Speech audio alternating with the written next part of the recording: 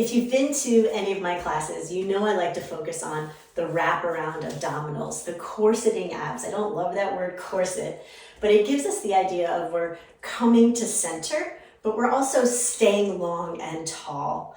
So when we think about doing crunches or doing core exercises or that cue in yoga that we hear so often, draw navel to spine, that really brings us in a small way and it limits the breath.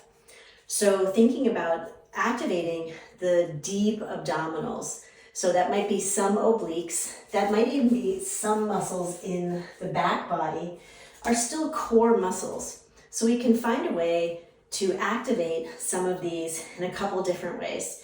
So one of my favorite exercises, first to find them, is to come on your back, have a strap handy. So come onto your back. And you're going to bring your fingertips right to your front hip points, your ASIS, those bony bits right at the front of your pelvis. And then you're going to come about 2 inches in, and then maybe 2 inches up. And just press your fingers in there. And then take a breath in. And then as you exhale, draw the sides, the waist down. And then you might even feel a little bit of tone there as you just draw the sides, the waist down. Make sure you can breathe. And it doesn't have to be this big, huge, gripping engagement of those muscles. And then brace like a little toddler is going to be stepping on your belly, or your dog is going to be putting his paw right on your belly. And that's your transverse abs. So it's a bracing abdominal, it's an engagement, but it doesn't make you smaller. It doesn't cause the breath to collapse. It doesn't cause the breath to shorten. So see if you can maintain that.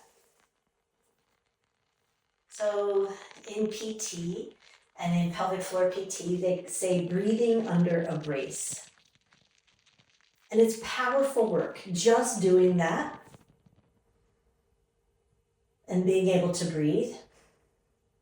You might even notice one side feels more fatigued than the other first.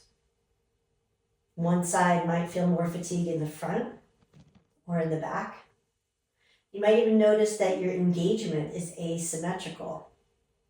So another way to get this same type of exercise, and just doing that, make no mistake, is an exercise. That's a standalone exercise.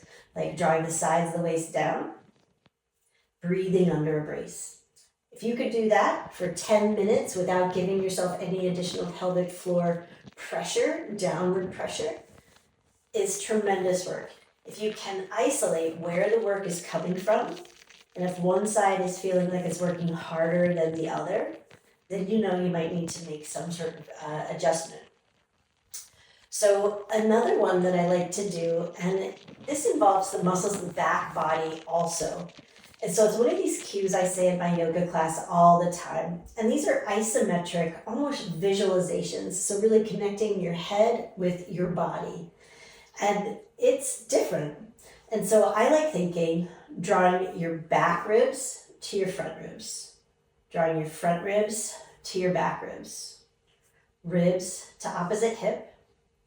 Rib to opposite hip, rib to same hip, rib to same hip, sides of the waist down. So that's even more of that engagement. And the back ribs to front ribs to back ribs, that even speaks to a bit of the lats. So getting your lats to step up their game as a core stabilizer. But it's also transverse abs. You can feel yourself. You know, you're still breathing under a brace. But it's a little bit of different thinking in a way to get there. And to me, it gets you a little bit more complete. So let's try that again. Let's hug knees to spine first. And hug knees to chest first. Rock around a little side to side. Legs are comfortably close, enough that you have a little natural lumbar curve. So speaking to that, the core can't really work if you don't have a natural lumbar curve. So if your feet are in too close and you're jamming down into the lumbar spine and it's flattening out, or you're here and you have this exaggerated lumbar curve and your low ribs are popping up. So you want to find neutral spine, neutral pelvis. So you can even start out with a little bit more fine tuning, just checking to see that the heels of the palms, when placed at the hip points, and your pointer fingers are level. So neutral pelvis, neutral ribs. And then let's think back ribs to front ribs. So imagine pulling the back ribs to the front ribs to the back ribs, ribs to opposite hip, rib to opposite hip, rib to same hip. Low belly in and up, sides the waist down. So it's a lot of these little micro movements, micro isometric engagements. And with that, make sure you can still breathe. Make sure you can still talk. This will give you a much more effective curl or a crunch. So when your little bread loaf pops up, that center abdominal, those rectus abdominis, when they pop up during a crunch, that's when you know you're working that center line that we don't always want to pop up as much. We want the sides of the waist to stay drawing back. And so come on up a minute and just find a little twist here, side to side. And then another one, another TA exercise in the same vein. You'll bring the strap kind of to your low back. So you're going to want to lie down again and let the strap be long. Lie the strap out to either side. And as you lie back, you're going to bring your feet comfortably close, enough that you find that the strap underneath your low back is going to be able to pass easily through. So adjust your feet accordingly. And then bring the strap into the palms with your arms out by the sides, a little bit down. So hands a little bit down from the line of the shoulders. So instead of to a T, they're kind of in line, hands in line with the waist-ish. So make sure you can clasp the strap and glide it side to side. So another way to really find those transverse abs is this same work.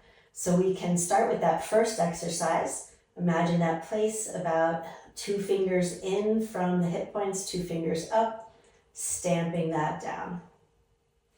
You can still kind of pull that strap.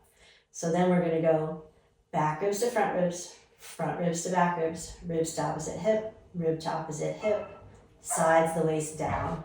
So stamp that strap. So engage the core so that strap can barely move. Maybe not at all. Make sure you can breathe.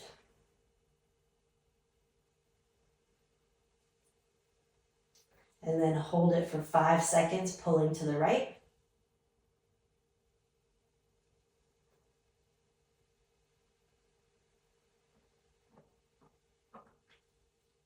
And then pull it to the left for 5 seconds.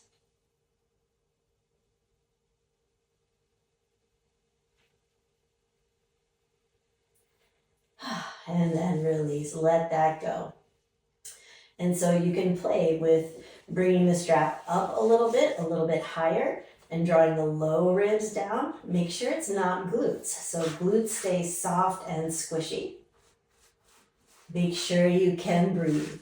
So if you can't breathe, you know you're working too hard. And it's hard. This is hard work. You might bring it down a little bit more. And it's easy when you bring it down to really stamp into the low back. Like we can engage some of those paraspinals to do this work. And it's not quite what we want. We want it right at the sides of the waist, right beneath the navel. So that is powerful work for the transverse abs. Let me know how it goes in the comments. And I always do more transverse ab work in my Yoga for the Pelvic Floor courses. So hopefully we will see you soon.